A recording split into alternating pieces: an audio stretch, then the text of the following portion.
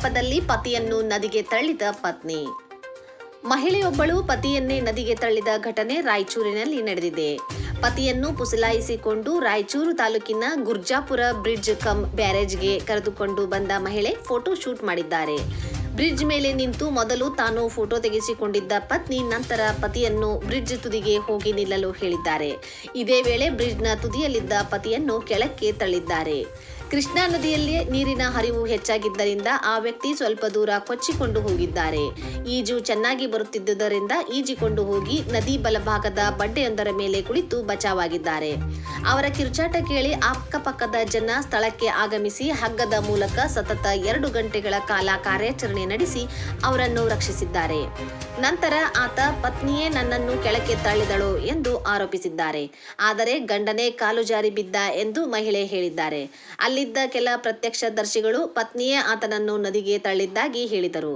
ಪೊಲೀಸರಿಗೆ ಮಾಹಿತಿ ತಲುಪುವ ಭಯದಲ್ಲಿ ಮಹಿಳೆ ತರಾತುರಿಯಲ್ಲಿ ಪತಿಯನ್ನು ಕರೆದೊಯ್ದಿದ್ದಾರೆ ಎಂದು ತಿಳಿದು ಬಂದಿದೆ.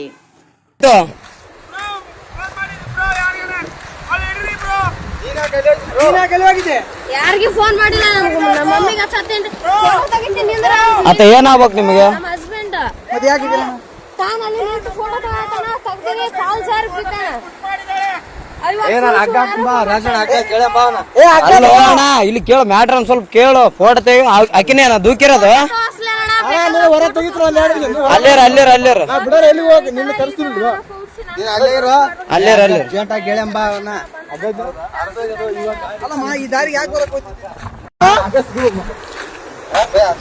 ಅಗ್ಗ ಅಲ್ಲಿಗೆ ಹೋಗತ್ತಾಣ. ಅಲ್ಲಿ ಒಂದು ಬಂದೋಬಸ್ತ್ ಜೇಂಟ್. ನಾನು ಅದೇ ನೋಡಿದೆ ಯಾಕತ್ತ ಅಲ್ಲಿ ಹೋಗಿ ನಿಂತಿದ್ದಾನಂತೀನಿ.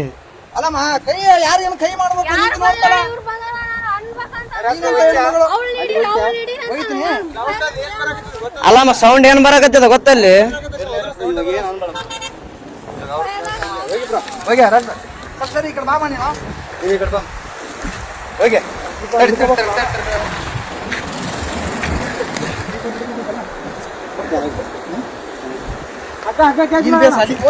ತಡೆಯಣ, ಆರಾಮ್ ಅಲ್ಲಿಗೆ ಬರ್ತ ಅಗ್ಗ ತಲೆ ಕೆಡಿಸಬೇಡ. ಏ ಬೇಡ ಅಣ್ಣ, ಬೇಡ ಅಷ್ಟು ರಿಸ್ಕ್ ಬೇಡ, ಅಷ್ಟು ಬೇಡ ಅಣ್ಣ. ಅಣ್ಣ ಇಲ್ಲ ಇಲ್ಲಿ